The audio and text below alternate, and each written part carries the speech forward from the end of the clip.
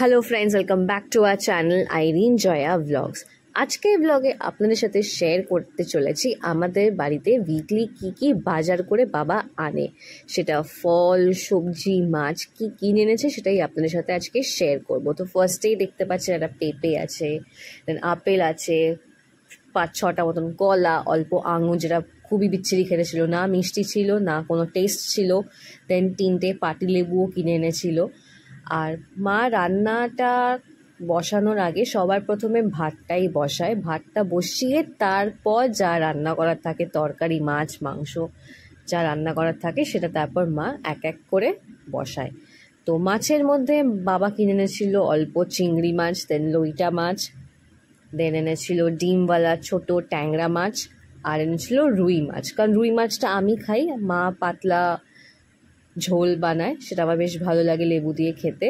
এখন দেখছেন মাছটা ঠিক না পরিষ্কার করা এখন অবধি হয়নি। এটা যখন পরিষ্কার করবে 10-12 বার ধুয়ে এই মাছকে আপনারা চিনতেই পারবেন না।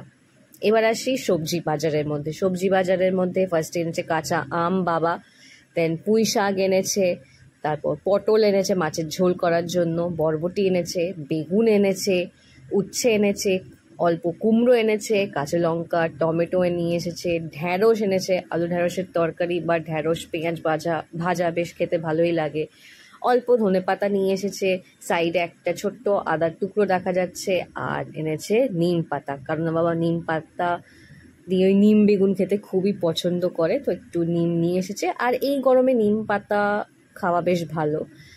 আর মায়ের রান্না রেডিও হয়ে গেছে, মা করেছে চিংড়ি মাছের হলুদ ঝোল, দেন কাঁচা আমের ঝোল, সর্ষে দিয়ে রুই মাছ, দেন পুঁই শাকের চচ্চড়ি।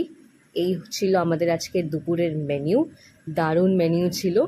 আর ব্লগটাকে আমি এখানেই এন্ড করছি। যদি আপনাদের ভালো লেগে থাকে তো প্লিজ একটা লাইক, শেয়ার, কমেন্ট অবশ্যই করবেন। আর যারা এখন অবধি আমাদের channel Irene Joya vlog subscribe করেননি অবশ্যই সাবস্ক্রাইব করে দেবেন। দেখা হবে খুব শিগগিরই। Till then, by.